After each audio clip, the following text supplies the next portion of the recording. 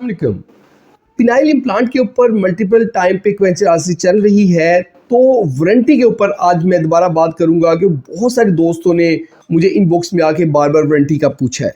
देखें, जिस वेंडर से हम यहाँ से सप्लाई ले रहे हैं पाकिस्तान में रिजीकॉन की, वो हमें 10 साल की वारंटी दे रहे हैं। वो कहते हैं 10 साल की, लेकिन वेबसाइट के ऊपर लाइफ टाइम वारंटी भी लिखा हुआ है। हमसे पेशेंट ये क्वेश्चन कर रहे हैं, जी वेबसाइट पे उन्होंने लाइफ टाइम लिखा है, आप 10 साल क्यों कह रहे हैं? देखिए, हमने तो वही कहना है ना जो हमें सप्लायर देगा, मैसेज देगा। वेबसाइट पे तो लिखा है, हम भी उनको कहते हैं, लेकिन वो उन्होंने हमें ऐसे कहा है सप्लायर ने कि हम आपको 10 साल की वारंटी देंगे। फिर सिलीमेट जो है उसको हम लगा रहे हैं, सिलीमेट की वारंटी उन्होंने हमें नहीं क्लेम की। मैंने उनसे पूछा था, उन्होंने ये कहा नहीं जी हमारा बहुत अच्छा चलता है, कभी कंप्लेन नहीं आई, कोई मसला नहीं होता। मैंने कहा वारंटी दें, वो कहते नहीं जी हम आपके पेशेंट्स को वारंटी नहीं दे सकते। तो ज़ाहिर बात, पेशेंट बार बार पूछे कि क्यों नहीं देते, तो ये भी हम उनसे नहीं पूछ सकते कि क्यों वारंटी नहीं दे रहे, बस वो नहीं वारंटी दे रहे। इसके अलावा चाइना का या फिर इंडिया का इम्प्लांट पाकिस्तान में अवेलेबल नहीं है। हमने कोशिश की मुख्तलिफ ज़राए से, लेकिन हमें नहीं मिला, कोई सोर्स नहीं मिला कि हमें वो वाले इम्प्लांट परचेज़ करने का कोई तरीका पता चल जाए। और वारंटी क्लेम कैसे होनी है, पेशेंट ये पूछते हैं। देखें, जब वारंटी क्लेम करेंगे, इम्प्लांट लिया, इम्प्लांट कंपनी से लेके हम लगा देंगे, उसके वो एक्स्ट्रा पैसे नहीं लेंगे। सर्जन जो करेगा, सर्जन अगर मेरे पास से पहले सर्जरी हुई दोबारा मैं ही करूँगा तो मैं उसकी सर्जन फीस भी नहीं लूँगा, ज़ाहिर बात वारंटी में आ गई है।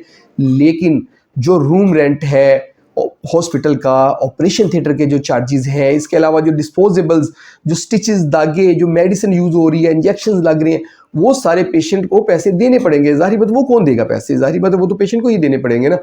तो वो वारंटी में क्लेम नहीं होते, वो पेशेंट को देने ही पड़ने हैं। ये वाले जो मेरी सर्जन फीस है वो पेशेंट को नहीं देनी पड़ेगी, मुझसे पहले सर्जरी हुई है।